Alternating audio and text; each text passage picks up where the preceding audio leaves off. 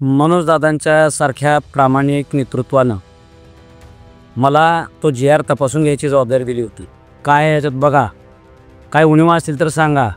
आणि तिथंच आम्ही तपासलो. त्याच्या शब्दांमध्ये बऱ्याचपैकी पद्धतीने फेरफार केला गेलेला आहे.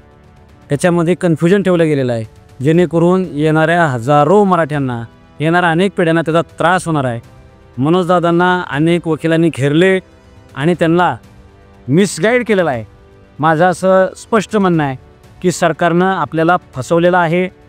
मनोजदादांनी अजूनही संयम बाळगावा. आम्ही त्यांच्या नेतृत्वात लढायला आजही तयार आहोत. ते आमच्यासाठी दैवत आहे.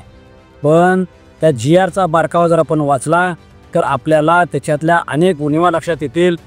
हा जी.आर कोणाला लाभाला मिळू शकतो? ज्यांच्या नोंदी कुणबी मराठा कुणबी किंवा कुणबी मराठा अशा असतील, अशा लोकांना त्याचा लाभ होईल. पण मग यात वेगळं काय आहे? शिंदे समितीनं तर ते आधीच शोधलेलं आहे. बरं, अजून सोप्या भाषेत सांगतो, ज्या लोकांना शिंदे समितीच्या माध्यमातून नोंदी मिळालेल्या आहेत त्यांनाच तेवढा ह्यातला फायदा होणार आहे.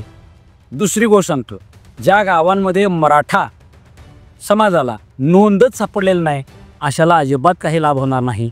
आम्ही असाच ग्रह करत होतो, समजत होतो की हैदराबाद गॅझेटवर लागू करणं म्हणजेच तिथले सगळे मराठी कुणबी आहेत किंवा मराठा कुणबी आहेत किंवा कुणबी मराठा आहेत असं त्याच्यामध्ये कुठेही स्पष्टता नाही.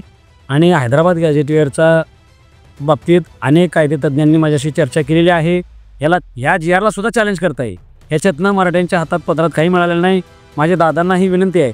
दादांना मी हे सत्य सांगत असताना त्यांच्या जवळच्या लोकांनी मला थोडंसं दूर केलं. नंतर दादाने सुद्धा मला थोडंसं दूर केलं. पण जे त्यांनी जर माझ्यावर जबाबदारी दिलेली असेल तर एक छत्रपतींचा मावळा म्हणून, एक खानदानी मराठा म्हणून सत्य सांगायचं धाडस मी दादांना तिथं केलं. भलेही माझी गोष्ट आत्ता त्यांना मान्य झाली नाही, पण त्यांना योग लक्षातही आलेलं आहे की योगेश केदार काहीतरी म्हणते म्हणजे त्यात खरं आहे. आणि आत्ता मनोजदादांची प्रकृती आमच्यासाठी फार महत्त्वाची होती, म्हणून समाजाला सुद्धा समजून घ्यावं लागणार आहे. परत एकदा आपल्याला लढायची तयारी ठेवावी लागणार आहे. मनोजदादांसारखा हिरा आपल्याला गमावून चालायचा नाही. त्या नेतृत्वासारखा प्रामाणिक नेता नाही, हे माझं मत आहे. फक्त त्यांना काही लोक मिसगाईड करतात आणि शेकडो आत्महत्या झालेल्या, शेकडो लोकांच्या केलेल्या त्यागातून करोडो रुपये खर्च करून आत्ता जे का आम्ही मुंबईला दाबलं होतं, सरकार घाबरलं होतं, न्यायालयसुद्धा घाबरलं होतं, अशा स्थितीत आम्हाला सगळ्या ज्याचा मराठा शब्द आहे त्याला दाखला देण्याची संधी होती. ती संधी सरकारनं आमच्याकडनं हिरावून घेतली.